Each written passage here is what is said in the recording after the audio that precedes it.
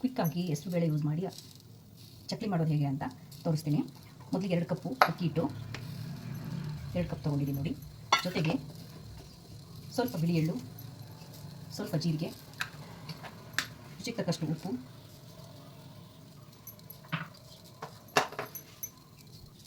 ಇಂಗು ಸ್ವಲ್ಪ, ಜೊತೆಗೆ ಹೆಸರುಬೇಳೆ ಬೇಯಿಸಿಟ್ಕೊಂಡಿರೋದು ಅದನ್ನು ಚೆನ್ನಾಗಿ ಸ್ಮ್ಯಾಶ್ ಮಾಡಿದ್ದೀನಿ. ಇದನ್ನು ಇದಕ್ಕೆ ಹಾಕೋಬೇಕು.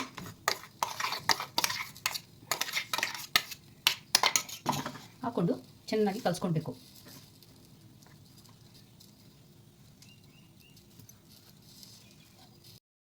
ನೋಡಿ, ಹೆಸರುಬೇಳೆ ಹಾಕ್ಕೊಂಡು ಕಲಿಸ್ಕೊಂಡಾಗ ಈ ಅದಕ್ಕೆ ಬರುತ್ತೆ. ಇವಾಗ ನೀವು ಸ್ವಲ್ಪ ಇದಕ್ಕೆ ಬಿಸಿ ಎಣ್ಣೆ ಕಾದಿರುತ್ತಲ್ವಾ, ಹೇಗೂ ಚಕ್ಲಿ ಬೇಯಿಸೋಕ್ಕಿಂತ ಕಾಯೋಕೆ ಇಟ್ಕೊಂಡಿರ್ತೀರ ಎಣ್ಣೆ, ಅದೇ ಎಣ್ಣೆನ 1 ಸ್ಪೂನ್ ಅಂದರೆ ನೀವು ಸೌಟಲ್ಲಿ, ಚಿಕ್ಕ ಸೌಟಷ್ಟು ಎಣ್ಣೆ ಹಾಕೋಬೇಕು. ನೋಡಿ, ಈ ಥರ ಸೌಟಲ್ಲಿ ನೀವು 1 ಸೌಟು ಬಿಸಿ ಎಣ್ಣೆ ಹಾಕೊಳ್ಳಿ. ನೋಡಿ,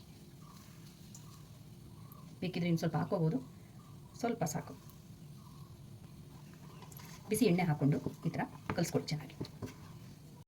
ನೋಡಿ, ಹಿಟ್ಟು ಈ ಅದಕ್ಕೆ ರೆಡಿಯಾಗಿದೆ. ಇವಾಗ ಈ ಥರ ಇದ್ದರೆ ನಾವು ಚಕ್ಲಿ ಒಳ್ಳೆಗೆ ಹಾಕೋಕ್ಕೆ ಈಸಿಯಾಗಿ ಬರುತ್ತೆ. ಈ ಥರ ಇರಬೇಕು ಹಿಟ್ಟು.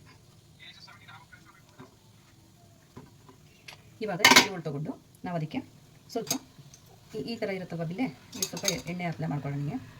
ಇದನ್ನು ಅದರೊಳಗೆ ಸೇರಿಸಿ ಚಕ್ಲಿ ಒಳಗೂ ಸ್ವಲ್ಪ ಎಣ್ಣೆ ಅಪ್ಲೈ ಮಾಡ್ಕೊಳ್ಳೋಣ ಈ ಥರ. ಇವಾಗ ಇದಕ್ಕೆ ಚೆನ್ನಾಗಿ ನಾದ್ಕೊಂಡಿರೋ ಹಿಟ್ಟನ್ನು ಈ ಥರ ತುಂಬೋಣ.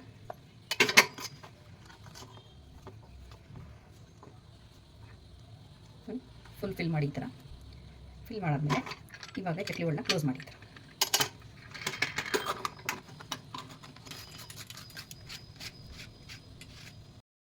ನೀವು ಡೈರೆಕ್ಟ್ ಎಣ್ಣೆನಲ್ಲೂ ಬಿಡ್ಬೋದು, ಇಲ್ಲಾಂದರೆ ಈ ಥರ ಪ್ಲೇಟಲ್ಲಿ ನೀವು ಚಕ್ಲಿನ ಮಾಡಿಕೊಂಡು ಆಮೇಲೆ ತೆಗೆದು ಒಂದೇ ಸಲ ಎಷ್ಟು ಬೇಕಷ್ಟು ಹಾಕ್ಕೊಂಡು ಕರಿಬೋದು.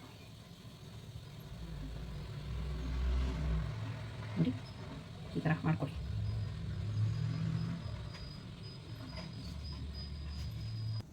ನೋಡಿ ಫ್ರೆಂಡ್ಸ್, ಎಲ್ಲ ಚಕ್ಲಿ ಹೊತ್ಕೊಂಡಿದ್ದೀನಿ. ನಿಮ್ಗೆ ಹೇಗೆ ಬೇಕೋ ಹಾಗೆ ಹೊತ್ಕೋಬೋದು. ನೀವು ಹಾಗೆ ಮುರುಕು ಥರ ಮಾಡ್ಕೊಳ್ಳೋದಾದರೆ ಮಾಡ್ಕೋಬೋದು.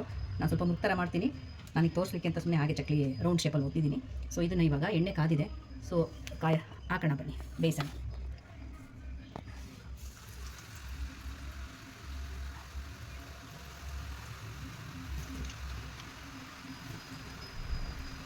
ಸೊ ಎಣ್ಣೆ ನೊರೆ ಎಲ್ಲ ಹೋದ್ಮೇಲೆ ಮಚ್ಚಾಕಬೇಕು, ಅಲ್ಲಿವರೆಗೂ ಟಚ್ ಮಾಡಬಾರ್ದು. ನೋಡಿ, ಈ ಥರ ನೊರೆ ಕಮ್ಮಿ ಆದಮೇಲೆ ನಾವು ಈ ಥರ ಊಟ ಮಾಡ್ಕೋಬೇಕಲ್ಲ. ನಾವು ಬಿಸಿ ಎಣ್ಣೆ ಹಾಕಿರ್ತೀವಲ್ಲ, ಅದಕ್ಕೆ ಜಾಸ್ತಿ ಹಾಕ್ಬಿಟ್ರು ಈ ಥರ ನಾವು ರೌಂಡ್ ಮಾಡಿ ಹಾಕಿದಾಗ ಪೀಸ್ ಆಗುತ್ತೆ. ಸ್ವಲ್ಪ ಎಣ್ಣೆ, ಬಿಸಿ ಎಣ್ಣೆ ಕಮ್ಮಿ ಮಾಡಿಕೊಂಡು ಹಾಕ್ಕೊಂಡ್ರೆ, ಹೆಸರುಬೇಳೆನೂ ಜಾಸ್ತಿ ಹಾಕಿದ್ದೀನಿ ನಾನು, ಯಾಕೆಂದರೆ ಅದು ತುಂಬ ಗಟ್ಟಿಯಾಗಬಾರ್ದು ಚಕ್ಲಿಗಳು ತಿನ್ನೋಕ್ಕೆ ಅಂತ. ಅವೆಲ್ಲ ಹಾಕಿದಾಗ ಈ ಥರ ಕ್ರಿಸ್ಪಿಯಾಗಿ ಅವು ಬಿಟ್ಕೊಳ್ತವೆ, ಬಟ್ ಚೆನ್ನಾಗಿರುತ್ತೆ ತಿನ್ನಲಿಕ್ಕೆ. ನೋಡಿ ನೋಡಿ. ಸೊ ನನ್ನ ಚಕ್ಲಿ ಒಳ್ದು ಹೋಲ್ ತುಂಬ ಚಿಕ್ಕದಿರೋದ್ರಿಂದ ಪೀಸ್ ಚಕ್ಲಿ ತುಂಬ ಸಣ್ಣ ಸಣ್ಣ ಬಂದಿರುತ್ತೆ, ಬೇಗ ಬೆಂದುಬಿಡುತ್ತೆ. ಸೊ ಹಾಗಾಗಿ ನಾನು ಜಾಸ್ತಿ ಹೊತ್ತು ಬೇಯಿಸೋ ಅಗತ್ಯ ಏನಿಲ್ಲ. ನೋಡಿ,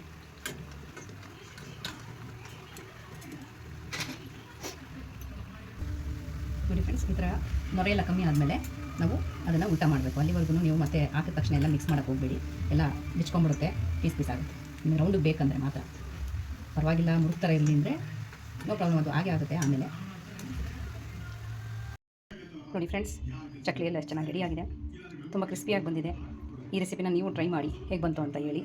ನಿಮಗೆ ರೆಸಿಪಿ ಇಷ್ಟ ಆಗಿದರೆ ಲೈಕ್ ಮಾಡಿ, ಶೇರ್ ಮಾಡಿ, ಕಮೆಂಟ್ ಮಾಡಿ. ನಿಮಗೆ ಖಾರ ಬೇಕಂದರೆ ಅದಕ್ಕೆ ಖಾರದ ಪುಡಿ ಮಿಕ್ಸ್ ಮಾಡ್ಕೋಬೋದು. ನಾನು ಖಾರ ಹಾಕಲ್ಲ, ಅದಕ್ಕೆ ಖಾರ ಪುಡಿ ನಾನು ಹಾಕಿಲ್ಲ. ಸೊ ನೀವು ಹಾಕ್ಕೊಳ್ಳೋದಾದರೆ ಮಿಕ್ಸಿಂಗ್ ಮಾಡುವಾಗಲೇ ಖಾರದ ಪುಡಿನ ಯೂಸ್ ಮಾಡ್ಕೊಳ್ಳಿ. Thank you friends.